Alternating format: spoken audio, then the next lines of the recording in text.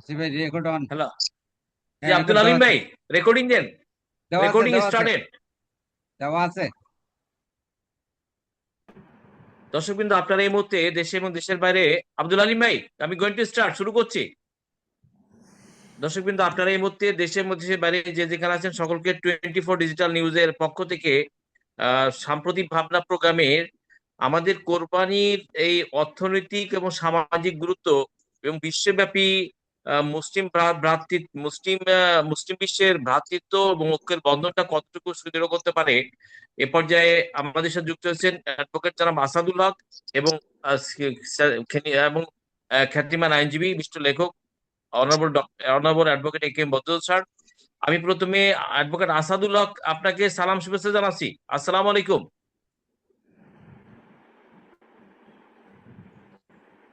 জনাব আসাদুল হক, আপনি শুনতে পাচ্ছেন আমাকে? ওয়ালাইকুম আসসালাম হ্যালো, সবাইকে। জি, আপনি আমি আমাকে শুনতে শুনতে পাচ্ছি। পাচ্ছেন? সবাইকে সালাম, যে যেখানে আছেন শুভেচ্ছা নেবেন। হ্যাঁ, আমি আমাদের শুনতে পাচ্ছি, শুনতে কোরবানির পাচ্ছি। অর্থনৈতিক সামাজিক, আপনি একজন আইনজীবী হিসাবে কোরবানির অর্থনৈতিক এবং সামাজিক বিষয়টাকে আপনি কিভাবে দেখেন? এটা অর্থনৈতিক চাকাকে কিভাবে একটু সামনের দিকে এগিয়ে নেই, পাশাপাশি সামাজিক বন্ধনটাকে কতটা দৃঢ় করে মুসলিমদের মধ্যে? আপনি 4 থেকে 5 মিনিট বলুন।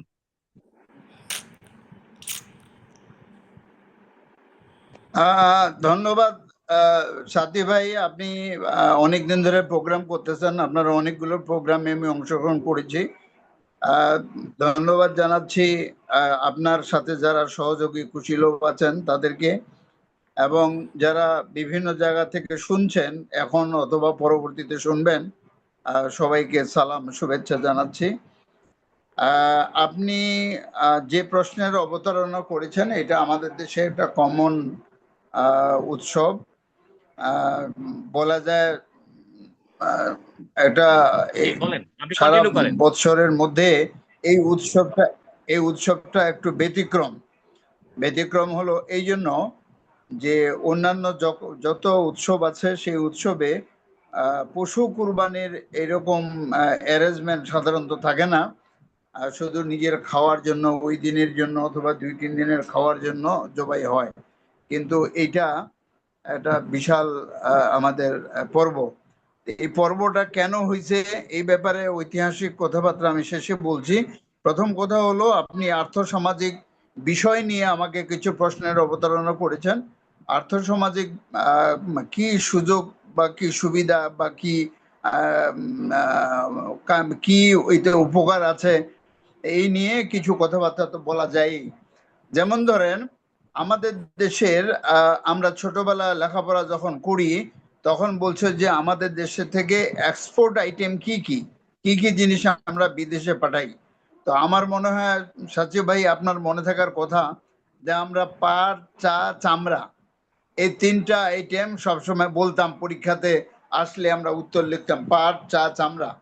যদিও পাট, চা, চামড়ার সব আইটেম গুলো কিছুটা ম্লান হয়ে গেছে গার্মেন্টস এর কাছে, কিন্তু তবু চামড়ার ব্যাপারটা এটাকে খুব মানে ছোট করে দেখার মতো না। এটা কিন্তু শত শত কোটি টাকার বাণিজ্য।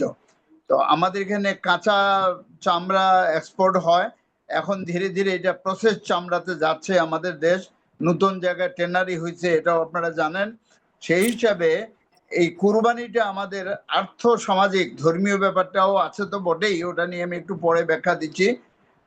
আর্থ সামাজিক আমাদের অনেক উপকার আছে। এটা গেল চামড়া। যারা পালন করে, একটা বিশাল সংখ্যক জনগোষ্ঠী গরু, ছাগল, ভেড়া, গড়িয়াল এগুলো পালন করে কুরবানির জন্য রেডি রাখে। তার মানে তারা এই যে ব্যস্ত থাকা, তাদের আত্ম ডেভেলপমেন্টের চিন্তা করা, এটা একটা বিশাল ব্যাপার পুরা বাংলাদেশের। কেউ এটা পালন করতেছে, কেউ কিনতেছে, কেউ জবাই করতেছে, কিছু কসাই কাজ করে। এই সব মিলে একটা, আমি বলবো যে 17 কোটি লোকের মধ্যে বোধহয় 8-9 কোটি লোকেই কর্মযজ্ঞের সঙ্গে জড়িত, একেবারে রান্নার পর্যায়ে যদি আমি যাই। তার মানে হলো আমাদের এইটাকে আর্থ সামাজিক একটা বিশাল বিষয় জড়িত হয়ে আছে কুরবানিটা। এটা গেল এক। এখন আসেন ধর্মীয় ব্যাপারটা। ধর্মীয় ব্যাপারটা তো আমাদের দুটা বড় পর্ব, তার ভিতরে এই পর্বটা যেহেতু কুরবানি সংশ্লিষ্ট, সুতরাং এটাকে সবাই বেশি গুরুত্ব দিয়ে থাকে। যদিও ওটা রোজার পরে 30 দিন রোজার পরে অনুষ্ঠানটা হয়, সেই হিসাবে ওটারও মর্যাদাতে কম আমি তা বলবো না। কিন্তু এখানে ওয়াজিব নামাজ হয় এবং দুইটা ওয়াজিব হয়, এখানে ওয়াজিব নামাজ হয়, আবার কুরবানিটা ওয়াজিব, এখানে দুইটা ওয়াজিব হয়, যে কারণে কুরবানির গুরুত্বটা অন্যরকম ধর্মীয় ভাবে। আর এটার ঐতিহাসিক প্রেক্ষাপট তো আপনি জানেনই যে ইসমাইল আলাইহিসসালামকে কুরবানি দিতে গিয়ে কুরবানি যখন অস্ত্র চালাইতে গেছেন তখন ইসমাইল আলাইহিসসালাম সরে গেছে, ওখানে দুম্বা কুরবানি হয়ে গেছে। এই তখন থেকে পশু কুরবানিটা চালু হয়েছে। তো আমি মনে করি এই পর্বটা এই ভারতের এইবার যে কলাপস করছে, ভারত যেখানে কোরবানি করতে দিচ্ছে না, বিশেষ করে গরুকে গোমাতা হিসেবে ওরা ডিক্লেয়ার করছে, তাতে আর্থ সামাজিক অবস্থাটা কিন্তু ভারতের আফজাল হক ভাই, ক্ষতিগ্রস্ত হতে বাধ্য। আফজাল হক ভাই, আপনার ওই যে ফটো পেজটা এক সাইড হয়ে গেছে, একটু মোবাইলটা ঠিক করে নিতে হবে। এক সাইডে হয়ে গেছে। হ্যাঁ হ্যাঁ, আচ্ছা, আমি অ্যাডভোকেট আসাদুল্লাহ, আমি আপনার কাছে আসছি। আমি অ্যাডভোকেট একে বদরুল স্যারকে পেয়েছি। স্যার, আপনাকে সালাম জানাচ্ছি। এই যে ওয়ালাইকুম বিশেষ আসসালাম। করে বিশ্বব্যাপী আরেকটু সরতে হবে, আরেকটু সরতে হবে। বিশেষ কোরবানির মানে অর্থনৈতিক, সামাজিক, ধর্মীয় পাশাপাশি অর্থনৈতিক ও সামাজিক গুরুত্ব আমাদের বাংলাদেশে নাই। আপনার ভারতবর্ষ কোরআনে মানে কোরবানির একটা অর্থনৈতিক গুরুত্ব রয়েছে। ভারতের থেকে কোরবানির গরুর মাংসের বেশিরভাগ রপ্তানিও হয়। তো ভারতের হিন্দু কমিটির লোকজনও সেখানে বড় ধরনের বিপাকে পড়ে গেছে এই কোরবানি পশুকে কেন্দ্র করে, সেখানে পশ্চিমবঙ্গের রাজনৈতিক সরকারের। সেক্ষেত্রে এই আপনি বাংলাদেশ নয়, বিশ্বব্যাপী কোরবানির ঐতিহাসিক গুরুত্ব সামাজিক এবং অর্থনৈতিক দিক থেকে কি ধরনের গুরুত্ব বহন করে, একে বদরুল স্যার এ বিষয়ে আপনার বক্তব্য উপস্থান করুন। সবাইকে শুভেচ্ছা। এটা আসাদুল্লাহ সাহেব বলছেন হ্যাঁ। যথার্থ, এটার একটা ধর্মীয় এবং অর্থনৈতিক বিরাট একটা দোতনা আছে। বিশেষ করে কুরবানি একটা পৃথিবীর সব ধর্মের, সব সম্প্রদায়ের উৎসবের মধ্যে একটা বিরল ব্যতিক্রম, যেখানে পশুকে, গরু এবং খাসির হিসাব আলাদা।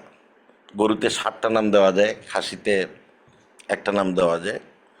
তো এটা একটা অত্যন্ত অভিনব ব্যতিক্রম ধর্মী, এবং এর মাধ্যমে আমরা যদি মনে করি যে আমরা ত্যাগ করছি, পশু কুরবানির মাধ্যমে কমে যাচ্ছে, তা না। কিন্তু এইটা একটা সাইকেল।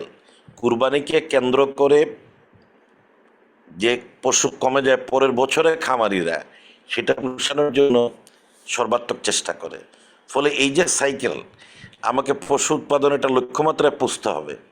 এটা আরেকটা জেনারেশন তৈরি করা, তাদেরকে বড় করে পরের ইতে আসা, এটা একটা কন্টিনিউয়াস একটা প্রসেস। এবং আপনি একটা গরু, উনি বলছেন যে রান্নার সাথে জড়িত লোকজন আছে, কাটার সাথে লোকজন আছে, জবাইয়ের সাথে জড়িত লোক আছে। এটা একটা হিউম্যান চেইন। আপনি বাজারে কিনে আনতে যাবেন, খামারিরা নিয়ে আসছে, ওখানে আপনি একটা হাসিল কাটবেন, কিছু লোক হাটের ম্যানেজমেন্ট করতেছে, তারপরে আপনি সেখান থেকে বাসায় পৌঁছে দেওয়ার জন্য আপনি ভ্যানে আনতে পারেন, পিক আপে আনতে পারেন, ট্রাকে আনতে পারেন, সে আরেকটা মেকানিজম আছে। এবং আপনি আনার পরে 2-4 দিন রাখতে হবে। রাখতে গেলে আপনার কাঁঠাল পাতা, কোথাও খড়, নানান ধরনের সরঞ্জাম লাগে, গরুকে খাওয়াইতে হয়, ছাগলকে খাওয়াইতে হয়। এই ব্যবস্থাগুলোর সাথে অনেকগুলা অর্থনৈতিক প্রক্রিয়া জড়িত। এবং রান্নাবান্না করতে তো প্রচুর মশলার দরকার হয়। এইটা একটা গরুপাক, প্রচুর পরিমাণে গরম মশলা এই সিজনে প্রয়োজন। 1-2টা গরু তো আর জবাই হয় না বাংলা। উনি বলছেন এর সাথে ডাইরেক্ট 9 কোটি লোক জড়িত। কতটা রান্নাঘর? 1 কোটি রান্নাঘর হয়তো জড়িত। 1 কোটি রান্নাঘরেই আপনার গরুপাক হচ্ছে, গরম মশলা লাগতেছে। তা এই কুরবানির সময় কি ফ্রিজের বিক্রিটা একটু বেড়ে যায় না? আপনি খবর লইয়া দেখেন, ইলেকট্রনিক্স মার্কেটেও একটা প্রেশার, একটা ইনডাইরেক্ট ইম্প্যাক্ট পড়ে, ফ্রিজের বেচা বিক্রি বেড়ে যায়। ফলে এই যে আপনার একটা উৎসব, এই উৎসবকে কুরবানি কেন্দ্রিক যে একটা অর্থনীতি, এটা খুবই গুরুত্বপূর্ণ। আমাদের এখানে ভারত একবার গরু সিল করে দেয়, সীমান্ত সিল করে দেয়। আমরা, আমাদের খামারিরা, আমাদের কৃষকরা, আমাদের সাধারণ মানুষ এটা জিদ হিসাবে নিল, এবং গরু উৎপাদনে আমরা স্বয়ংসম্পূর্ণ হয়ে গেলাম। আমাদের দেশের বিভিন্ন জায়গায় প্রচুর পরিমাণে নতুন খামারের মাধ্যমে আমাদের চাহিদাটা আমরা মিটাইতে পারছি আর কি।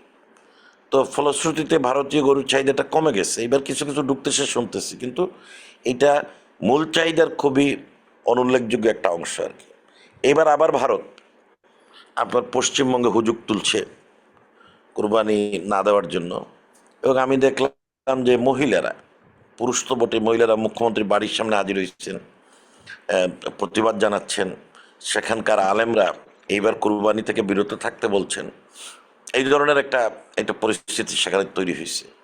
আপনি ভারত যত ক্ষতি নিজে নিজের করতেছে, ভারতের ক্ষতি অন্যরা করে নাই। পাকিস্তান কোনো হামলা ভারতে করে নাই।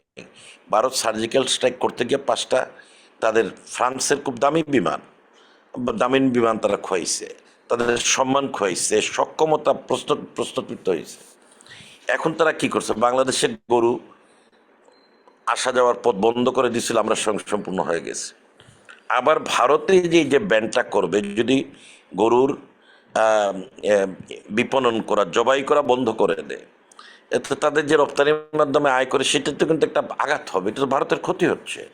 আমি নিজে গত 24 অক্টোবরে ভারত সফরে গিয়ে কলকাতার বিভিন্ন জায়গায় শাড়ির দোকানে বিক্রিতে একদম কমে গেছে, ক্রেতা একদম কমে গেছে দেখে আসছি।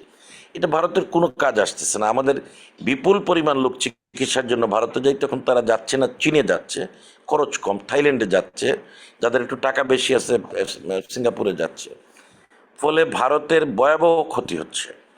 তো এই ক্ষতি আমি কয়েকদিন আগে আপনার একটা প্রোগ্রামে বলছি, সম্ভবত এশিয়ার বৃহত্তম এই গণতান্ত্রিক দেশে তারা বোধহয় নির্বাচনের মাধ্যমে ক্ষমতা বদলের যে প্রক্রিয়াটা যেভাবে বাধাগ্রস্ত করতেছেন, ইলেকশনের 15 দিন আগে 90 লাখ বাদ দেওয়া, এসব মিলে গরু জবাই করতে না দেওয়া, তাই না?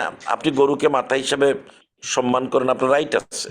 আমার জবাই করার, কুরবানি করার আমার একটা রাইট আছে, আমার ধর্ম বিশ্বাস অনুযায়ী। আপনি তো চাপাই দিতে পারবেন, আপনার কোনো কাজই নাই। আপনি 4000 বছর 3000 মসজিদের নিচে খালি মন্দির খুঁজে পাইতেছেন। ভারতের মানুষের সম্ভাবনার কথা আপনি ভাবতেছেন না, ভারতের মানুষের অর্থনৈতিক উন্নতি ভাবতেছেন না। প্রতিবেশী দেশগুলোর সাথে সম্পর্ক খারাপ করতে করতে তো তলানিতে চলে গেছে। ফলে এই কুরবানির ঈদে যদি মানে সারা ভারতের মুসলমানরা একটা কুরবানি করে যে আমি কুরবানি দিব না, সেটাও একটা কুরবানি হবে, সেটাও একটা কুরবানি হবে। এবং এটা তো ভারত সরকারের জন্য একটা বিরাট শিক্ষা হবে। এই কুরবানির মাধ্যমে আমাদের যে শিক্ষাটা, প্রিয় বস্তু ত্যাগ করে একটা নিজের যে একটা আপনার মানে ধর্মীয় বিশ্বাসের প্রতি একটা দায়বদ্ধতা প্রকাশ করে, এটা খুবই গুরুত্বপূর্ণ একটা জিনিস। তো আমরা আমাদের সমাজে তার তো খুবই অভাব, মানুষের নিষ্ঠুরতা বেড়ে গেছে, মানুষের মধ্যে বর্বরতা চলে আসছে, কোমলমতি শিশু আক্রান্ত হচ্ছে, মহিলার আক্রান্ত হচ্ছে, এবং মানে তরুণ সম্প্রদায়ের রাজনীতির ভাষাটা অশালীন হয়ে যাচ্ছে। আমরা তো এটা চাইনি। এই সব ক্ষেত্রে কিন্তু কুরবানির শিক্ষাটা কাজে লাগাইতে হবে, ত্যাগের শিক্ষাটা কাজে লাগাইতে হবে। আমি এত বড় ত্যাগ স্বীকার করে জুলাই, এটা তো একটা কুরবানি, জীবনের কুরবানি। আমার বহু মানুষ আহত হয়েছে, জীবন দিছে, চোখ গেছে, কান গেছে, এরকম সীমা নাই, গুম হয়ে গেছে, সীমা নাই, সম্পত্তির ক্ষতি হয়েছে। এই যে এই বিরাট একটা ক্ষতি, সেটা তো একটা কুরবানি। এই কুরবানির মধ্য দিয়ে আমরা যে নতুন বাংলাদেশ করতে চাইছিলাম, আমরা আমরা যারা এটা করতে চাইছিলাম, স্বপ্ন দেখছিলাম, স্বপ্ন দেখাইছিলাম, স্বপ্ন বাস্তবায়ন করতেছিলাম, আমাদের ভাষা কিন্তু সেরকম হচ্ছে না। মনে হচ্ছে ওই যে আগে একটা দল মনে করতো আমরা এই দেশ স্বাধীন করছে, কিংবা আমার বাবা স্বাধীন করছে, এটা আমার দেশ, এটা আমি খাবো। কেউ কেউ মনে করতেছে আমরা এটা নতুন দ্বিতীয় স্বাধীন করছে, এটা আমাদের দেশ, আমরা এটা খাবো। এটা কুরবানির শিক্ষার একেবারেই বিরুদ্ধে। কুরবানি দিতে হবে নিঃস্বার্থভাবে। ঈদুল আজহা বা কুরবানির ঈদের বড় শিক্ষা হচ্ছে এটা নিঃস্বার্থভাবে দিবেন, আল্লাহর রাস্তায় দিবেন, আপনার দেশের জন্য দিবেন, আপনার গণমানুষের জন্য আপনি একটা ত্যাগ স্বীকার করবেন। আপনি এটাতে কিছু পাওয়ার চিন্তা করবেন না। এই দেশে ভাষা আন্দোলনের ইতিহাস আছে, যার মূল যে 4জন লোক ছিল, principal Abul Kashem, professor Abdul Gafur, professor Shahed Ali এবং সাংবাদিক সালাউল্লাহ নুরি, এদের কেউই ক্ষমতা সিঁড়িতে পাও দেন নাই। তারা যার যার পেশায় যে অবস্থায় ছিলেন 52-তে, সেই পেশার থেকেই তারা কিন্তু তাদের জীবনাবসান ঘটেছে। তারা মন্ত্রী হন নাই, কোনো দলে যান নাই, তো ফলে আমাদের এই মানে এই এটা এই তো কুরবানি। স্যার, এটা ধর্মীয় ধর্মীয় বিষয় ছাড়া সমাজে একটা ঐক্যের বন্ধন সৃষ্টি করে। যেমন পশ্চিমবঙ্গে সরকার হঠকারী সিদ্ধান্ত নিল, সেখানে মানে হিন্দু সম্প্রদায়ের লোকও তো ক্ষতিগ্রস্ত হয়েছে। এবং সেখানে ভারতের পাঁচটা কোম্পানি যারা এক্সপোর্ট করে সব গরুর মাংস, এই সে বড় কোম্পানিগুলো একটা ঝুঁকির মধ্যে পড়ে গেছে হঠাৎ করে ভারতের পশ্চিমবঙ্গের সরকার বা ইন্ডিয়ার গভর্নমেন্ট একটা নেতিবাচক সিদ্ধান্ত নেওয়ার কারণে। গরুর মাংস তো স্যার এই ওয়ার্ল্ড ওয়াইড বিশ্বব্যাপী মানুষের খাবার। এটা চীনেও খায়, জাপানেও খায়, আমেরিকাও খায়, ইউরোপেও খায়, সর্বব্যাপী গরুর মাংস মানুষ খায়। শুধু ধর্মীয় ইসলামের জায়গা থেকে না, এবং বিশ্বব্যাপী তো গরু চাষাবাদ হয়। ইউরোপে হয়, আমেরিকাতে হয়, আফ্রিকায় হয়, সব জায়গায়। সেক্ষেত্রে ধর্মীয় জায়গা থেকে এই সংকীর্ণ জায়গা থেকে রাজনৈতিক সিদ্ধান্ত দেওয়া, এটা কি আসলে এই জায়গাটা কি মানে ভারতবর্ষের মধ্যে বা এই যে মানুষের মধ্যে একটা বিভ্রান্তি সৃষ্টি হচ্ছে? সেখানে মুসলিম হিন্দু কমিউনিটির মহিলারা পর্যন্ত থানা ঘেরাও করতেছে রামদানিয়া। এই বিষয়গুলোকে আপনি কিভাবে দেখেন যে হঠকারী রাজনৈতিক সিদ্ধান্ত, এটা সমাজে নেতিবাচক প্রভাবটা কি পড়তেছে? দক্ষিণ পূর্ব এশিয়ার দীর্ঘদিন ধরে ভারত কোথায় কোথায় বলতো সন্ত্রাসী দেশ হচ্ছে পাকিস্তান, কিন্তু তলে তলে তার খাতিরটা হচ্ছে ইসরায়েলের সাথে। তারা নেসেটে গিয়া বক্তৃতা দেয় গাজায় হামাসের অবস্থানের এবং ইসরায়েলের উপর হামলা, এগুলো নিন্দা জানায় তারা। দক্ষিণ পূর্ব এশিয়া ভারত সবসময় সন্ত্রাসের দেয় পাকিস্তানের উপর দেয়, এমনকি আমাদের দিকেও আঙ্গুল তুলে, বাংলাদেশের দিকেও তারা আঙ্গুল তুলে। এই শুভেন্দু তো ইদানিঙ্গ বলছেন, বাংলাদেশের কথা বলছেন, বাংলাদেশে ইসলামী মনোভাবাপন্ন লোকদের উত্থানে তাদের আতঙ্কের কথা তারা প্রকাশ করছেন। কিন্তু দেখেন, এইটা তো কোনো রাষ্ট্রের নীতি হইতে পারে না।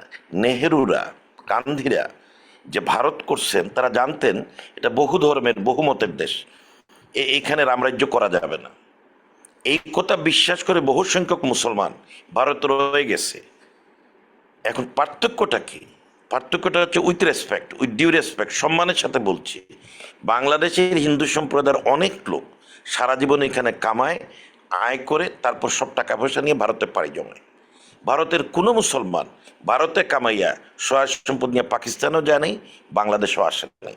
আমি মনে করি শুভেন্দু অধিকারীদের চেয়ে ভারতীয় মুসলমানদের চরিত্র এবং আদর্শ অনেক ভালো। তারা অনেক দেশপ্রেমিক, তারা অনেক ভারতীয় মুসলমানদের ত্যাগের কোনো তুলনাই হয় না।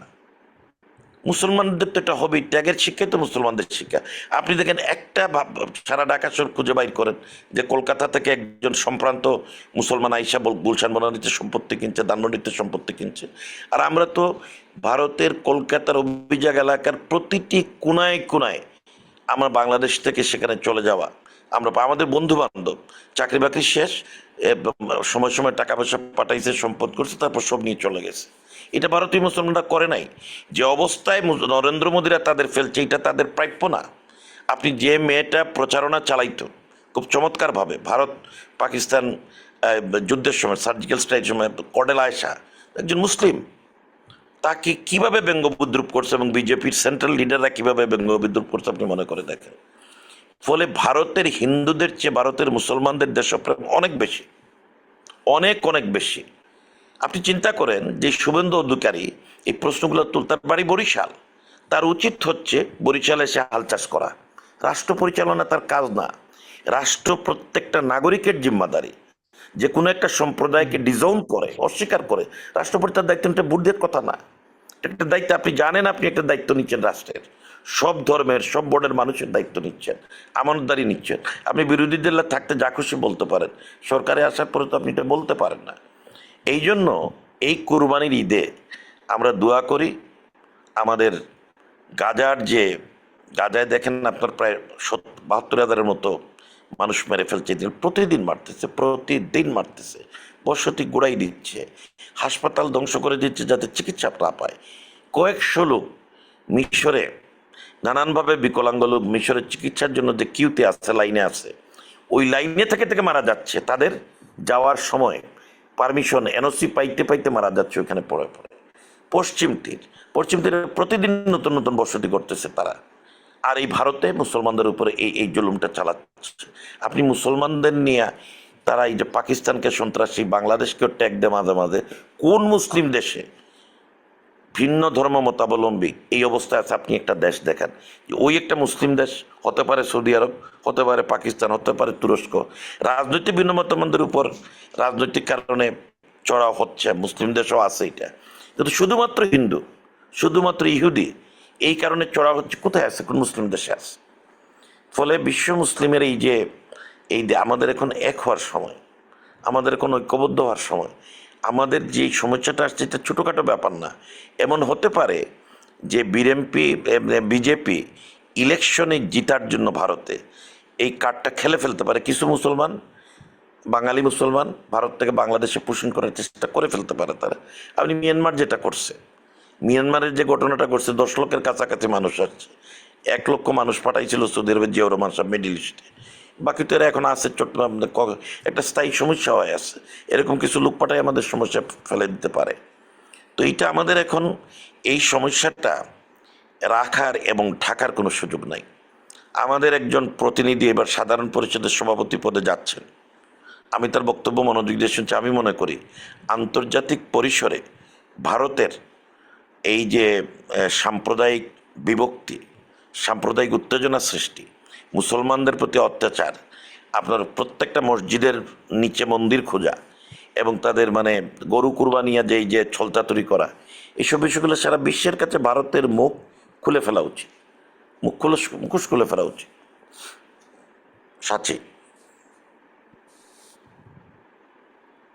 জি, আপনাকে ধন্যবাদ স্যার। অ্যাডভোকেট আফাজুল হক, আপনি আমাকে শুনতে পাচ্ছেন? শুনছি। অ্যাডভোকেট আফাজুল হক, আপনি আমাকে শুনতে পাচ্ছেন? হ্যাঁ, আচ্ছা স্যারের, শুনতে পাচ্ছি। অ্যাডভোকেট বদ্দ স্যারের আলোকে এই যে পশ্চিমবঙ্গে নতুন একটা গভর্নমেন্ট আসলো, সেখানে সামাজিক মেজাজ, সমাজের সম্প্রীতি ঐক্যকে সামনে না রেখে হিন্দুত্ববাদী ট্যাগ দিয়ে তারা সেখানে 14 বছর বয়সের গরু কোরবানি দিতে হবে। সেই 14 বছর তো একটা গরু বেঁচে থাকে না। এই যে সমাজের মধ্যে ঐক্যের মধ্যে একটা বিভেদ সৃষ্টি করছে, এবং হিন্দু মাইনরিটি যারা গরু পালে তারাও বিপদে পড়ে গেছে। এই হঠকারী এবং ভুল রাজনৈতিক সিদ্ধান্ত পশ্চিমবঙ্গের রাজনীতিকে উত্তপ্ত করছে, সমাজের পরিস্থিতিকেও বিনষ্ট করছে। আপনি প্রতিবেশী দেশের একজন উকিল হিসাবে, আইনজীবী হিসাবে এই বিষয়টা কিভাবে দেখেন, জানাব আফাজুল হক? ধন্যবাদ আপনাকে আবারও। ইতিমধ্যে আপনি বোধহয় জি, একটা তথ্য পেয়েছেন যে হাইকোর্টে এটা নিয়ে একটা রিট করা হয়েছিল এবং হাইকোর্ট এই গোমাতাকে হত্যার বিপক্ষেই রায় দিছে, এমন ভাবে টেকনিক্যালি রায়টা দিছে যেতে গোমাতা হত্যা করাটা আসলে ঠিক না। এটা 1950 সালে একটা আইন ছিল। এই আইনটা ঠিক ওইভাবে ডাইরেক্টলি বলা হয়নি, কিন্তু কিছু ইঙ্গিত ছিল, সেই ইঙ্গিতটার ভিত্তিতে এবার একটা হাইকোর্টের রায় দিল। সম্ভবত এটা অ্যাপিলেট ডিভিশনে যাবে, যা শুনতেছি। এখন আমার বক্তব্য হলো এই যে এই হিন্দু ধর্মের কোনো বইতে কোনো জায়গায় এমন কথা নাই যে গরুকে হত্যা করা যাবে না।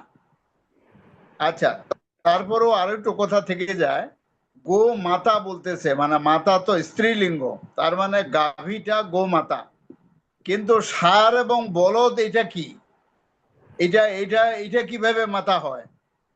তার মানে যদি বলা হতো যে ষাঁড় বলদ কুরবানি দেওয়া যাবে, কিন্তু গাভী 14 বছর বয়সের নিচে, অর্থাৎ এটার বিয়ানি শেষ হলে তারপরে যদি গরুটা ফিট থাকে, শারীরিকভাবে খাওয়ার উপযোগী হয়, তাহলে ওই গরুটাকে কুরবানি দেওয়া যাবে। এইরকম একটা নির্দেশনা যদি হতো তাও চলতো। কিন্তু আমি কিছু বুঝলাম না, ভারতের মতো বিজ্ঞজনেরা, প্রাজ্ঞজনেরা কি ওখানে জেন্ডারও তারা ভুলে গেছে? জেন্ডার যদি ভুলে না গিয়ে থাকে, তাহলে গোমাতা বলতে গরু যেহেতু দুধ, গাভী যেহেতু দুধ দেয়, সেখানে ঠিক আছে, ওটাকে গোমাতা ওরা রেসপেক্ট করছে। এটা ওদের ধর্মীয় আঘাত আমিও করতে চাই না, ওদেরকে ছোট করতে চাই না, ওরা ওদের মতো করে থাকুক না, আমরা তাদেরকে শ্রদ্ধাই জানাই। কিন্তু ওদের এই জ্ঞানী ব্যক্তিরা বা অ্যাডভোকেটরা অথবা বিচারপতিরা, এরা কেন এই জিনিসটা ভাবছে না যে গোমাতা যদি তোমাদের গাভী হয়ে থাকে তাহলে এইটাকে কুরবানি করা নিষেধ, এবং তোমাদের নির্দেশনা 14 বছর বয়স পর্যন্ত এটা কুরবানি করা যাবে না। কিন্তু ষাঁড় বলদ এগুলো কুরবানি দিতে দোষ কোথায়? শুধু তাই না, এবার আরেকটা ঘটনা ঘটাইছে, ওরা মহিষকেও জড়ায় দিছে। অর্থাৎ কেউ যদি মহিষ কুরবানি দিতে চায় সেটাও পারবে না। তার মানে শেষ পর্যন্ত ইন্ডিয়ার মুসলমানরা বা নেতৃবর্গ সিদ্ধান্ত নিতে বাধ্য হয়েছে যে আমরা গরু মহিষ এগুলো কুরবানি এবার দিব না, আমরা খাসি, ভেড়া, গড়িয়াল, এই টাইপের দুম্বা, এই টাইপের জন্তুগুলো দিব। এখন এইটাও তো একটা সীমিত, এটা তো দাম বৃদ্ধি পাবে। আচ্ছা, অন্যদিকে যদি ভাবা হয়, এই আমাদের যেমন আমরা আর্থসামাজিক আলাপগুলো করলাম, ভারতের ব্যাপারেও ওরাও তো আমাদের এই সংস্কৃতির লোক, ওরাও বাঙালি, শুধু ধর্মীয় কিছুটা পার্থক্য আছে এবং মুসলমানও তো ওর সঙ্গে জড়িত আছে। সেটা হলো যে গরুর প্রতি মানুষের যত্নটা কমে যাবে। যত্ন কমে গেলে দুধ, মাখন, ঘি এই জিনিসগুলোর যথেষ্ট ক্রাইসিস হয়ে যেতে বাধ্য। কারণ একটা গরু আমাকে উৎপাদন দিবে না, প্রোডাকশন দিবে না, গরুর আমি বিক্রি করতে পারবো না, অর্থনৈতিক কোনো মূল্য গরুর নাই। তাহলে গরুটাকে খাওয়াবে কিভাবে? খাওয়ানোর জন্য একটা মজুরিও তো লাগে, একটা লোক যে মানে কাজ করে ওটাকে খাওয়াবে, সেটারও তো একটা সময়ের ব্যাপার। তারপরে ভুসি, খৈল, ঘাস কাটে আনা, এগুলো যত্ন আদি তো আমাদের গ্রাম্য লোকগুলো করে থাকে, না হলে একটা গরু এরকম হৃষ্টপুষ্ট হয় কিভাবে? এখন রেজাল্টটা কি দাঁড়াচ্ছে? গরুগুলো কিন্তু প্রকারান্তরে কষ্ট দেওয়া হবে। আর এখানেও একটা আগেও এরকম একটা কথা আসছে, আমি এটা প্রতিবেদন দেখছি, যে গরুর খোয়ার তৈরি করছে, চারিদিকে ঘেরাও করে, বা এটাকে ভালো বাংলায় তারা হসপিটালও বলতে চায়, যে এখানে গরুগুলো থাকবে, যারা যত্ন নিবে না, এই অযত্নের গরুগুলো এখানে রাখা হবে, এগুলোর চিকিৎসা করা হবে, এগুলোর খাওয়ানো হবে। এখানেও তো আর্থ সামাজিক একটা বিষয় আসে, যে ওখানে আপনি কত লোককে ব্যবহার করবেন। যে যে গরু আমাকে অর্থনৈতিক ভাবে কোনো উপকার করবে না, সেই লোকের প্রতি, সেই পশুর প্রতি মানুষের যত্নই তো থাকবে না। তার মানে ব্যাপারটা কি হলো, পশুগুলোকে কষ্ট দেওয়া হবে বলে আমি মনে করি। একটা ঘোড়া যতক্ষণ মতো সচল থাকে ততক্ষণ মানুষ খুব আদর যত্ন করে, কিন্তু যখন ঘোড়া বৃদ্ধ হয়ে যায় আর দৌড়াতে পারে না, সেই ঘোড়া কিন্তু এমনি হাটে বেড়ায় বিভিন্ন জায়গায়, কেউ তাকে আদর যত্ন করে খাওয়ায় না। এটা মানেটা কি? মানেটা হলো অর্থনৈতিক ভাবে মানুষ যেখানে উপকৃত হয় না, এটা পশুর বেলায় হোক, গাড়ির বেলায় হোক, যেখানেই হোক, ওটাকে কেউ যত্ন করবে না। আপনি দেখবেন অনেক বাসার সামনে পুরানা গাড়ি পড়ে আছে, ধুলায় ভর্তি হয়ে গেছে, থানার সামনে অনেকগুলো গাড়ি আছে, ধুলা ভর্তি হয়ে গেছে। যেহেতু অর্থনৈতিক ভ্যালু এটা নাই, সেহেতু ওটা যে মুছে মাছে ঠিক রাখবে, কেউ রাখবে না। এটা মানুষের হিউম্যান নেচার। কোনো যেটা অর্থনৈতিক ভাবে লাভবান হবে না সেটার যত্ন নিবে না, আর অর্থনৈতিক ভাবে যেটা লাভবান হবে, একটা ষাঁড় গরুকে ভালো মতো পালন করলে মোটা তাজা হবে, এটার ওজন বাড়বে, এটা বিক্রি করব ভালো পয়সায়, স্বাভাবিকভাবে রাত দিন ওইটাকে ইভেন মশারির জি, ভিতরেও আপনাকে গরু রাখা ধন্যবাদ। হয়। আমি দর্শকবৃন্দ, আপনারা আমাদের প্রোগ্রামটা দেখবেন। আমি আপনাকে ধন্যবাদ, অ্যাডভোকেট আফাজুল্লাহ। এরপর যে আমি ক্লোজিং আসছি, advocate A K Badrul sir. এই গতবারও চামড়া ব্যবসায়ীরা মাঠ পর্যায়ে তারা লোকসানের শিকার হয়েছিল। এই চামড়া ব্যবসায়ী যাতে এই মৌসুমে চামড়া ব্যবসা থেকে লসের মধ্যে না পড়তে পারেন, সেক্ষেত্রে সরকার আরো কার্যকরী কি ব্যবস্থাপনা করতে পারে? Advocate A K Badrul sir, এই হাজার হাজার চামড়া ব্যবসায়ী লোকসানের শিকার হন এই চামড়া ব্যবসার এই জায়গাতে, মৌসুমী যারা একটা ব্যবসায়ী আছেন, advocate A K Badrul sir, এটা হাজার এইটা হাজার তো চামড়া ব্যবসায়ী হ্যাঁ, চামড়া নিয়ে বিপাকে পড়ে, কোরবানি চামড়া নিয়ে। এক্ষেত্রে সরকারের এটা কি হচ্ছে ধরনের কি, পদক্ষেপ নিতে পারে? চামড়াটা হচ্ছে কি, চামড়াটা গ্রেস পিরিয়ড আছে। চামড়াটা আপনার মানে ছিলানোর পর থেকে একটা সার্টেন টাইমের মধ্যে যদি প্রসেসিং এ না যায়, তাহলে এটা অনেক সময় নষ্ট, এটার ক্ষতি। ইদানিং তো দামও কমে গেছিল। তো এটা যদি সরকার মানে বিকেন্দ্রীকরণের মাধ্যমে, এখন তো সাভারে ফ্যাসিলিটিস তৈরি হয়েছে, দেশের অন্যান্য জায়গায় যেখানে যেখানে যেখানে সম্ভব, সরকার যদি প্রসেসিংয়ের ব্যাপারে ফেসিলিটেট করে, ঋণ দিচ্ছে চামড়া কেনার জন্য, যে সিসি লোন, ব্যাংক, বিভিন্ন ব্যাংক দিচ্ছে। তো এটা সেই সিসি লোন ব্যবহার করার পর তাদেরকে যদি প্রপার সুযোগ সুবিধা দেওয়া হয়, এবার হয়তো ব্যবস্থাপনাটা কিছুটা ভালো হতে পারে। কিন্তু আমাদের ব্যাংকিং সেক্টরে তো এখন লিকুইডিটি ক্রাইসিস আছে।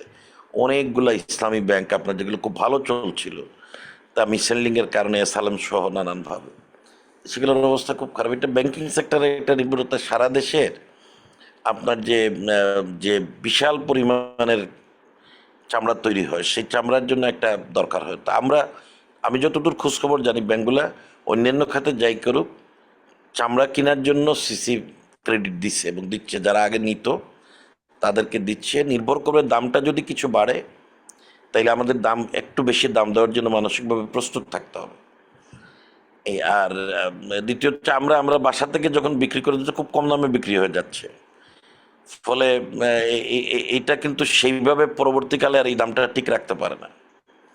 তো এই একটা কথা। দ্বিতীয় হচ্ছে যে আমাদের প্রসেসিংটা, কাঁচা চামড়া রপ্তানি করলে তো খুব বেশি বেনিফিট পাওয়া যায় না। এর থেকে যদি একটা ইন্টারমিডিয়েট স্টেজে নেওয়া যায়, একটা মাঝারি পর্যায়ে নেওয়া যায় সেমি প্রসেস করার পরে, তাহলে কিন্তু এটার মূল্য অনেকটা বেড়ে যায়। এটা ভলিউম তো অনেক। তো এই জন্য সাভার ট্যানারির পুরা স্কিমটা যদি কার্যকর হয় এবং অন্যান্য জায়গায় গভর্নমেন্ট তার ফেসিলিটিগুলো, এখন অনেক খামার হয়ে গেছে বাংলাদেশে, তাদেরকে কিন্তু গভর্নমেন্ট ফেসিলিটেট করতে পারে। প্রচুর বড় বড় খামার হয়ে গেছে সারা দেশে। তো স্টোরেজ ফেসিলিটি বাড়ানো, প্রসেসিং ফেসিলিটি, এগুলোর দিকে আমাদের যদি মনোযোগ আমরা দিতে পারি, তাহলে আমি মনে করি যে আমাদের এটা বেটার হবে আর কি। বেটার হবে। আর সীমান্তে যাতে পাচার না হয় সেটা আমাদের দেখতে হবে। সীমান্তে বিজিবির একটা ভালো ভূমিকা থাকতে হবে। চামড়া পাচার হয়, কিন্তু প্রচুর পরিমাণে চামড়া পাচার হয়। ছাঁচি।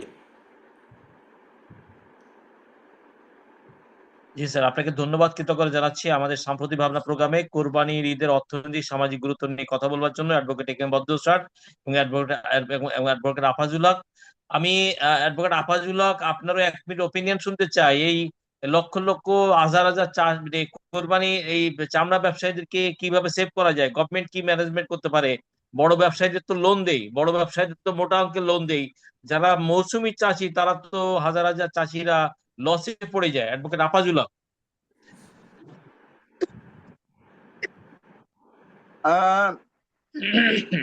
সরি, চামড়ার ব্যাপারে যদিও এটার ব্যাপারে আমার বিশেষ কোনো গবেষণা নাই, তবে আমি শুধু বলতে চাই বর্তমানে সব ক্ষেত্রে অটোমেশন হয়েছে।